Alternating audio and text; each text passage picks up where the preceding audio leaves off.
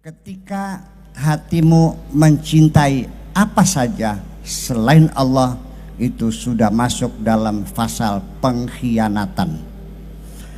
Nah, itulah yang jadi persoalan. Jadi artinya bahwa di sini karena Allah cemburu, maka Allah harus didahulukan. Tema yang kedua, mendahulukan Allah itu artinya bukan dari sisi waktu. Kayak orang kita ngantri, karena ini ada nenek-nenek di belakang, sengaja kita bantu didahulukan. Mendahulukan Allah bukan seperti itu, bukan didahulukan tempatnya atau waktunya. Didahulukan itu artinya mendapat prioritas utama dalam segala hal. Bahwa Allah harus ditaruh di depan. Nah, kalau Allah ditaruh di belakang, maka akan menjadi persoalan dan nanti mau akan saya terangkan. Nah, sekarang saya mau nanya dulu kepada bapak-bapak dan ibu-ibu. Allah menurut kami penduduk Kalikoa. Ya, Kalikoa ya, atau Gria Caraka. Tuhanmu di belakang atau di depan sebetulnya? Didahulukan atau diakhirkan? Saya mau nanya pertama. Ketika ibu ditimpa hutang, ditagih oleh Bank BRI, sudah jatuh tempo harus lunas, sehingga kalau tidak ancamannya rumah ini akan disita. Ya, kemudian juga hutang-hutang yang lain juga mendesak harus dibayar. Kalau tidak saya laporkan ke Pak Kapolsek. Pusing nggak, Bu? Mumet nggak kepalanya? Mau mencari orang yang bisa menolong nggak? Ingatlah, kita punya teman di Bandung, teman sekolah. Kita hubungi, tolong dong pinjam uang 500 juta untuk bayar utang. Oh Bu, sedang gak ada, punten lagi. Mertua yang ada di Indramayu yang sawahnya 80 hektar tuh, tolong juga. Boro-boro nok lagi kena klowor sawah ya. Kecewa lagi. Paman yang jadi jenderal di Jakarta minta tolong lagi, tolong deh rekomendasi aja supaya BRI-nya bisa menunda setahun lagi. Dianya gak ada, lagi punya persoalan sendiri. Setelah mumet gagal semua, baru terakhir berangkatlah ke makam Sunan Gunung Jati.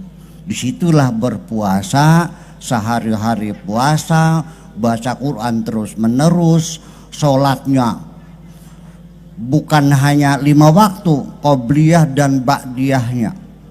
Dari mulai subuh, qobliyah subuh, kemudian subuh, nanti paginya jam 9 sholat duha, nanti qobliyah duhur, nabah duhur, ba'diyah asar, qobliyah asar, qobliyah maghrib, ba'diyah maghrib, qobliyah isya, ba'diyah isya, malamnya bangun lagi sholat tasbih, sholat taubat, sholat hajat, sholat witir.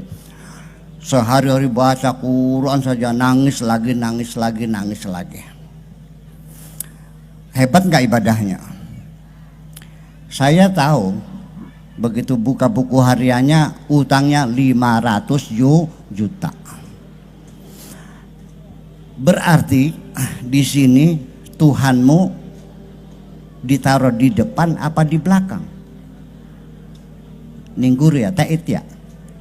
Nah, ketika kita lagi susah, kita juga ingat Allahnya. Terakhir kalau semua teman yang ada menolak menolong kita, baru terakhir baru minta tolong sama Allah. Ini berarti sama dengan tidak mendahulukan Allah.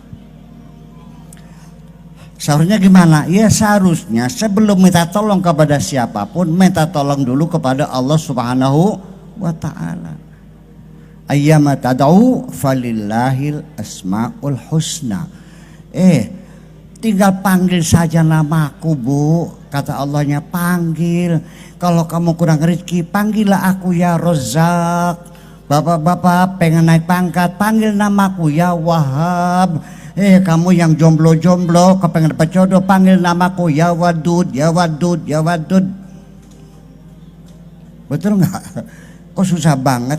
Ud'uni astajib lakum. Allah menghimbau kita suruh minta. Ternyata kita mintanya terakhir setelah semua gagal.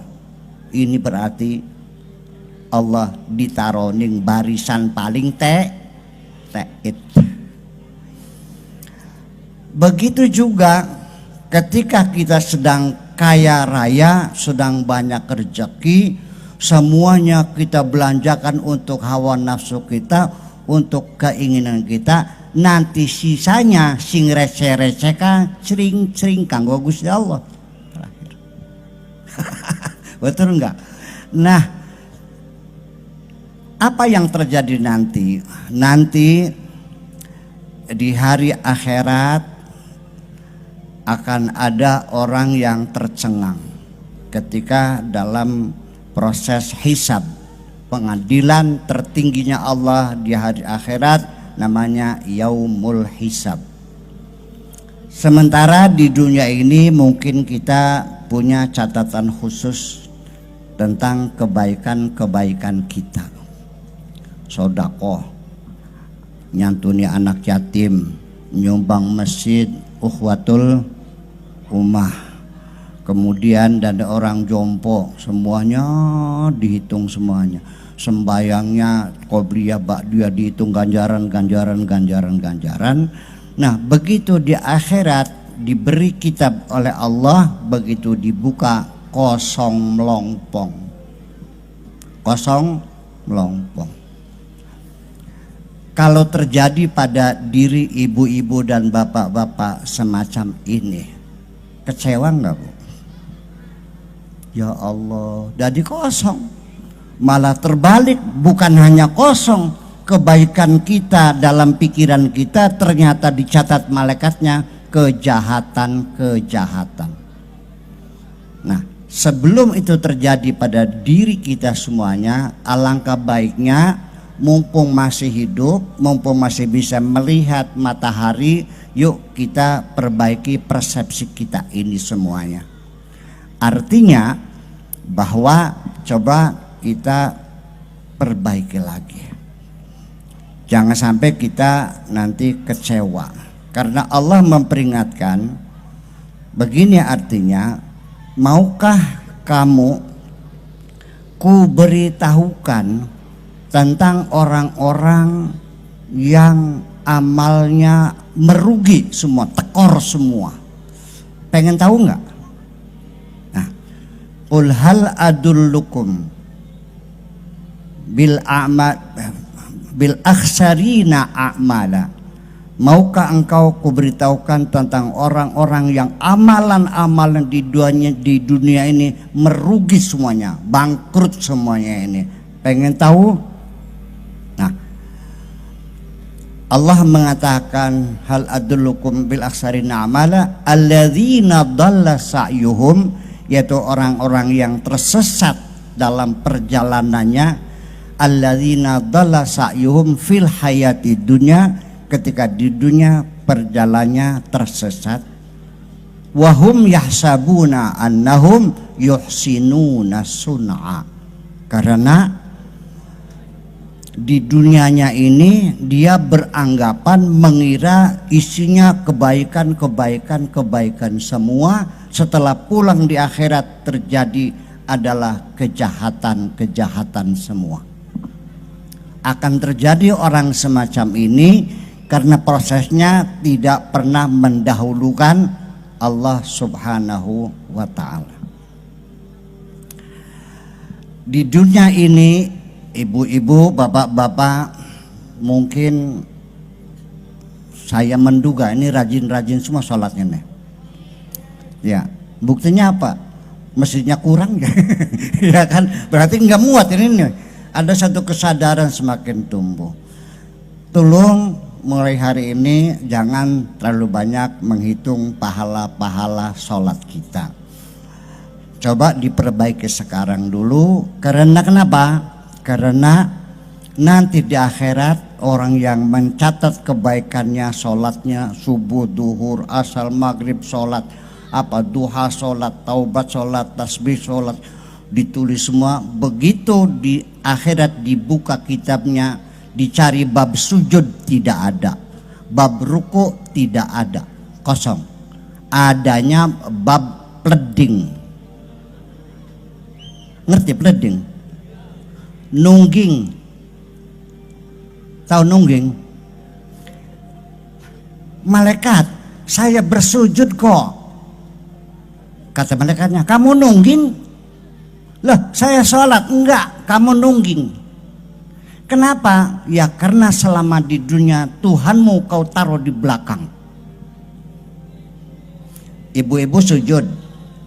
Kalau saya ada di depan ibu-ibu, saya akan mengatakan saya melihat ibu-ibu lagi bersujud, betul nggak?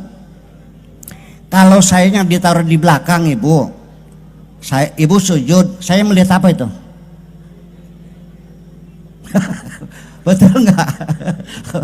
Pak Camat, ketika aku di hadapanmu, aku akan katakan Pak Camat sedang bersujud. Ketika aku kau taruh di belakangmu, apa aku katakan? Aku melihat Pak Camat lagi. Ya itulah makanya kita perlu mendahulukan Allah dalam segala hal.